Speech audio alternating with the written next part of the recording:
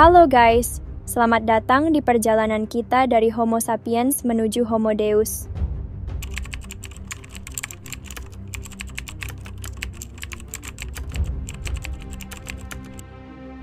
Manusia udah berevolusi jauh banget sejak zaman dulu, dan sekarang kita ada di era di mana sains dan teknologi bisa mengubah segalanya. Kalau kita lihat sejarah, ada beberapa tokoh besar yang berperan penting dalam membawa perubahan. Sebut saja Charles Darwin dengan teori evolusinya yang bikin kita lebih paham asal-usul manusia, Albert Einstein dengan relativitasnya yang mengubah cara kita melihat alam semesta, dan Alan Turing yang mempelopori dunia komputasi.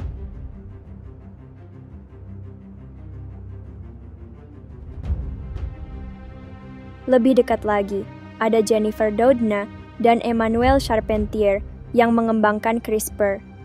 Teknologi pengeditan gen yang bikin kita bisa mengubah DNA sesuka hati.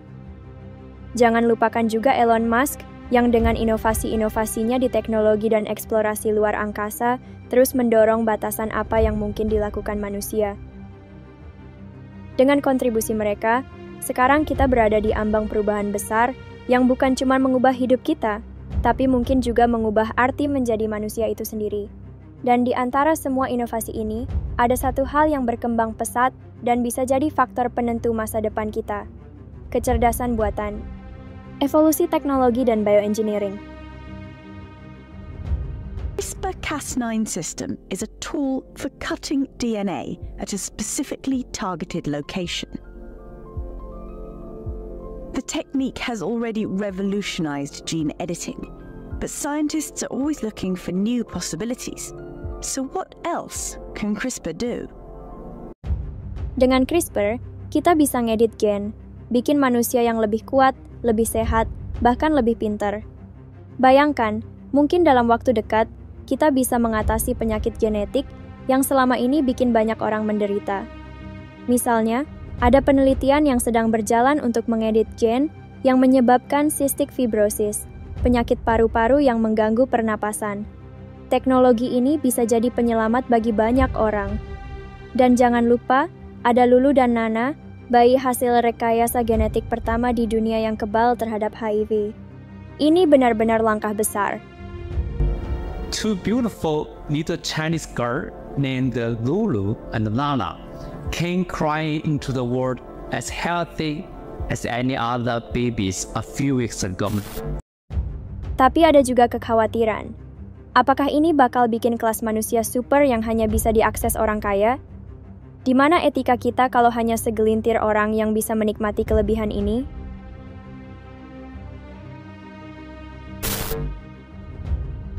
Kalian pasti udah sering lihat berita tentang AI yang bisa nulis artikel, bikin musik, bahkan menggambar. Di Jepang, misalnya, AI bukan cuma dipakai buat robot-robot lucu, tapi juga udah nulis novel yang diterima di kompetisi penulisan. Tapi teknologi nggak cuma jadi asisten kreatif. Sekarang, persaingan kecerdasan buatan makin panas dengan munculnya DeepSeek dari Cina yang katanya lebih canggih dibanding ChatGPT. Kalau ChatGPT punya data lebih luas dan udah lebih dulu populer.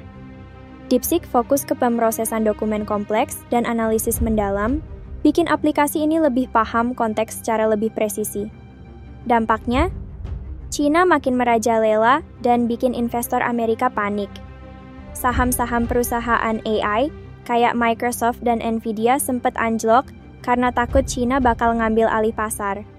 Di sisi lain, kecerdasan buatan udah masuk ke dunia kesehatan juga. Sekarang, teknologi bisa memprediksi mendiagnosis penyakit sebelum kita merasakannya. Contohnya, algoritma bisa menganalisis foto röntgen dan mendeteksi kanker payudara dengan akurasi lebih tinggi dari dokter. Kecerdasan buatan juga dipakai buat menemukan obat baru dengan lebih cepat, tanpa perlu uji coba bertahun-tahun.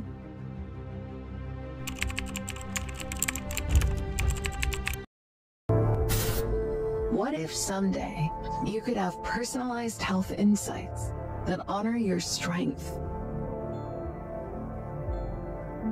your resilience,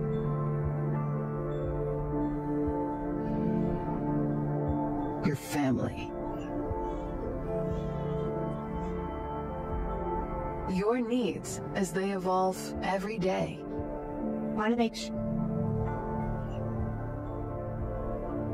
Over the course of your whole life.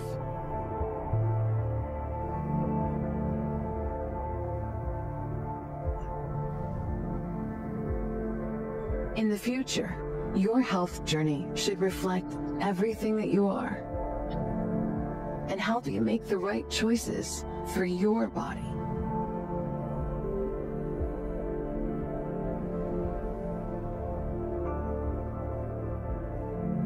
Because you contain multitudes.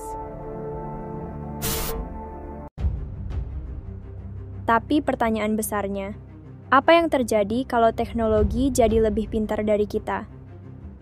Ini yang disebut singularitas teknologi, titik di mana kecerdasan buatan melampaui manusia. Banyak yang meramalkan kita bisa menghadapi mesin yang bisa belajar dan berkembang tanpa batas. Kalau kecerdasan buatan udah lebih pintar dari kita, apakah kita masih mengendalikan teknologi atau justru kita yang dikendalikan? Tapi ini baru awal. Dalam beberapa hari, bulan, atau tahun ke depan, kita mungkin bakal melihat persaingan teknologi kecerdasan buatan yang lebih masif dan gila.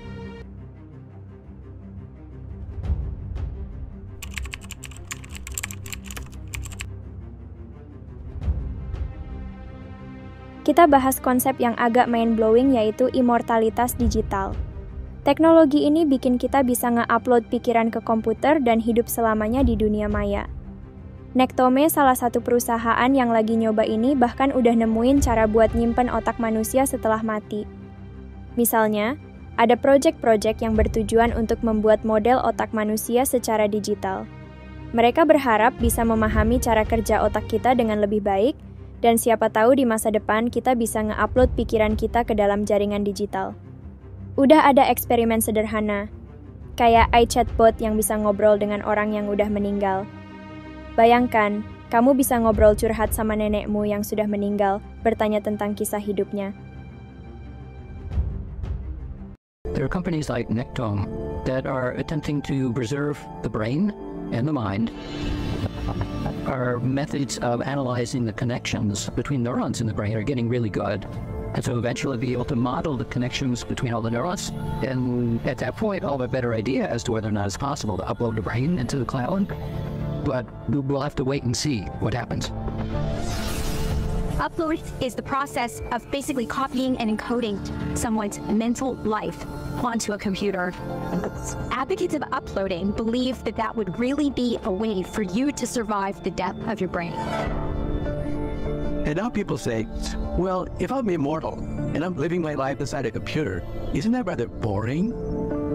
No, because this mainframe computer will connect to a mechanical avatar that is superhuman in every way, and you will see through his eyes, you'll feel through his sense organs. So in other words, we will have a form of digital immortality.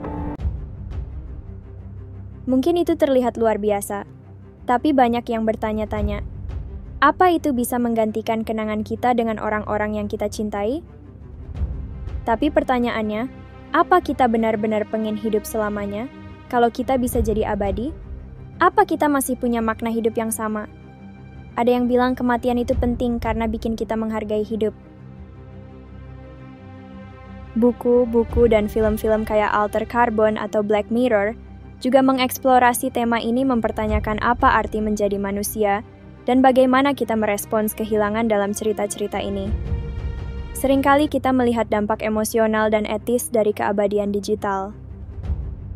Kalau kalian bisa nge-upload pikiran ke komputer dan hidup selamanya, kalian mau nggak tulis di komentar? Siapa tahu kalian punya pandangan menarik tentang imoralitas ini.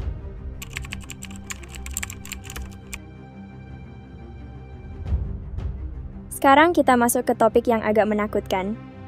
Pengawasan global yang udah mulai dipakai buat memantau banyak aspek hidup kita. Kalian sadar nggak sih setiap kali kita ngepost di media sosial, setiap kali kita browsing atau belanja online, semuanya tercatat. Nah, data-data itu bisa digunakan untuk memprediksi perilaku kita, bahkan buat kontrol masyarakat. Contoh paling ekstrem di Cina. Mereka udah punya sistem social credit score yang ngasih nilai buat warganya berdasarkan perilaku mereka. Kalau nilainya jelek, bisa aja mereka nggak boleh naik pesawat, kereta cepat, bahkan nggak bisa akses pinjaman bank. Create an omnipresent video surveillance network. The Shuiyan or Sharp Eyes project aims to extend and integrate video surveillance from cities into villages and from roads into residential compounds. It aims to use artificial intelligence, big data, and deep learning to analyze this mountain of video evidence, to work out who's doing what, where, and when, to track suspects and the people they associate with, and even to predict crime. Bayangin semua langkah kamu diawasi oleh teknologi yang tahu lebih banyak tentang kamu daripada kamu sendiri.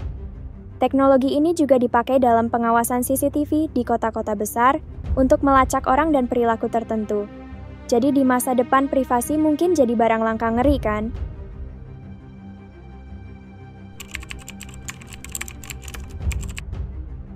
Kita pindah ke manusia cyborg dan Neuralink. Teknologi sudah sampai di titik di mana kita bisa menggabungkan tubuh manusia dengan mesin. Contohnya DOT prostetik super canggih yang bikin orang dengan cacat fisik bisa berfungsi normal. Bahkan lebih baik dari manusia biasa. Witness an incredible journey of one scientist. I intend to be a human guinea pig. Diagnosed with motor neuron disease, he transforms himself and Think of it as a science experiment. into part man, Here is my new interface. part machine, This is cyborg territory. using innovative technology. One forward for people to see as the cornerstone. He's on a mission to reclaim his quality of life. I've been university darling. You can't help but be impressed by the way that people take control. We can turn science fiction into reality. Tapi yang lebih menarik adalah Neuralink, proyek ambisius dari Elon Musk. Teknologi ini memungkinkan otak terhubung langsung ke komputer, dan ini bukan sekadar teori. Chip Neuralink sudah berhasil ditanam ke manusia pertama pada 2024. Memang belum sampai tahap bisa download ilmu kayak di film sci-fi, tapi ini bisa bantu orang dengan kelumpuhan mengendalikan perangkat hanya dengan pikiran. What could be a game changer for people living with severe physical disabilities. Elon Musk revealing a second patient has been implanted with Neuralink, an experimental brain-computer interface that allows patients to control technology with their mind. Musk is a co-founder of the startup. I never want to jinx it, but it seems to have gone extremely well with the second implant. So there's a lot of signal, a lot of electrodes. It's working very well. Not much is known about the second patient, including when they received the implant, but we do know they suffered a spinal cord injury, just like Nolan Arbaugh. This is all from there to there. Yeah, man. Arbaugh was the first Neuralink patient. He opened up to Good Morning America back in May. I was just very happy that I would be a part of something that I believe is so monumental, and this next step forward of helping people with paralysis. Kedepannya, teknologi ini mungkin bisa ningkatin ingatan, kemampuan berpikir, bahkan komunikasi tanpa kata-kata. Tapi ada juga sisi gelapnya. Kalau otak kita udah terhubung dengan mesin, apakah kita masih sepenuhnya manusia?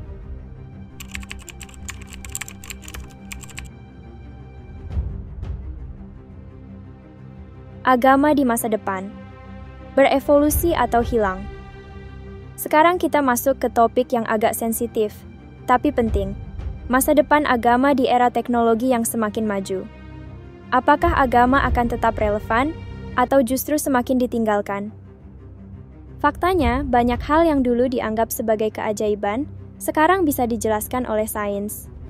Penyakit yang dulu dikira hukuman dari Tuhan, kini bisa diobati dengan teknologi medis. Fenomena alam yang dulu dikaitkan dengan mitos, sekarang bisa diprediksi dengan akurasi tinggi. Jadi, kalau sains bisa menjawab lebih banyak pertanyaan, apa masih ada ruang untuk agama?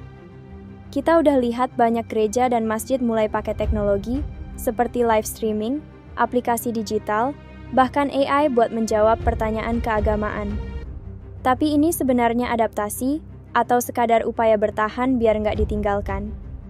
Di sisi lain, agama seringkali dijadikan alat politik, bukan pedoman moral.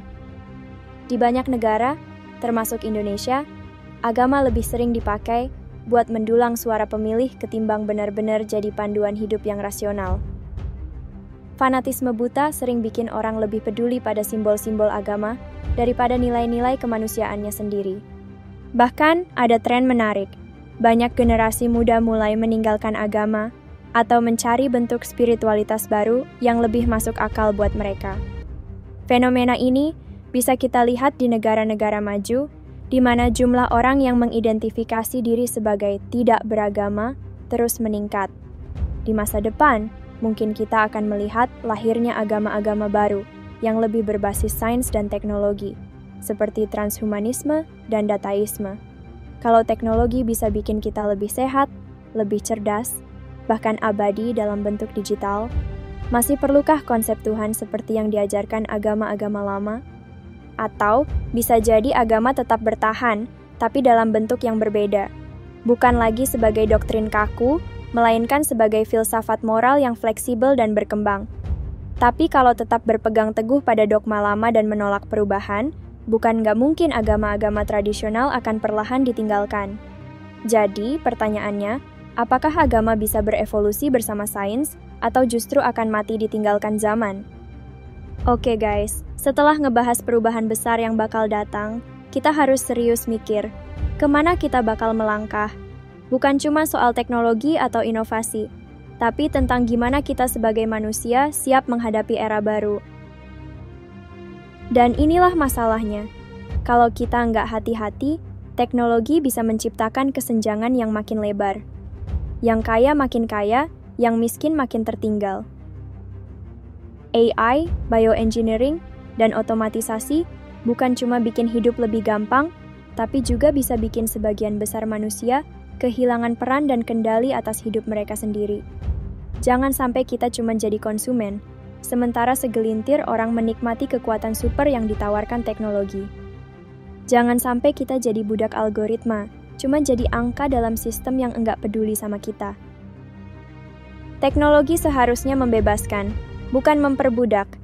Tapi, kalau kita enggak kritis, kita bakal terjebak dalam dunia di mana akses terhadap kemajuan hanya dimiliki oleh elit.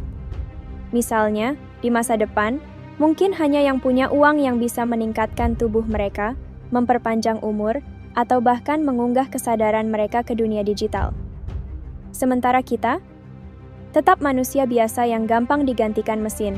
Kalau kita enggak menuntut keadilan dalam distribusi teknologi, maka kita cuma akan jadi generasi yang melihat perubahan tanpa bisa ikut menikmati manfaatnya. Dan di sini, agama jadi topik yang enggak bisa dihindari, terutama di Indonesia. Agama selama ini jadi fondasi moral dan spiritual banyak orang, jadi pegangan dalam menghadapi hidup. Tapi jujur aja, agama juga sering jadi alat kontrol, bukan cuma di politik, tapi juga dalam cara berpikir dan memahami dunia.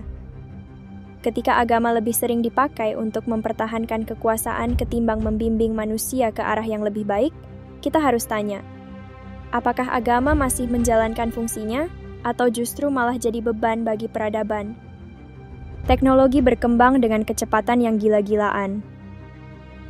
AI bukan lagi sekadar asisten virtual. Sekarang, dia bisa jadi penasihat keuangan, guru, bahkan pemuka agama digital yang menjawab pertanyaan hidup lebih cepat dari manusia. Data sudah menggantikan intuisi, algoritma mulai menggantikan moralitas tradisional. Kalau dulu manusia percaya pada wahyu, sekarang mereka lebih percaya pada statistik. Dan ini bukan cuma spekulasi. Coba lihat, gimana anak muda sekarang lebih nyaman nanya ke ChatGPT dibanding datang ke tempat ibadah. Tapi disinilah dilema besarnya. Agama yang kaku mungkin akan tertinggal, tapi apakah menggantikannya dengan sains dan teknologi sepenuhnya adalah jawaban? Kita tahu kalau AI dan data bisa sangat kuat, tapi apakah mereka bisa memberi manusia arti hidup? Bisa enggak mereka memahami cinta, empati, atau makna pengorbanan? Disinilah agama masih punya tempat. Masalahnya, kalau agama tetap menutup diri dan menolak berdialog dengan zaman, maka jangan heran kalau makin banyak orang yang meninggalkannya. Bukan karena mereka enggak butuh spiritualitas, tapi karena mereka enggak menemukan jawaban yang relevan.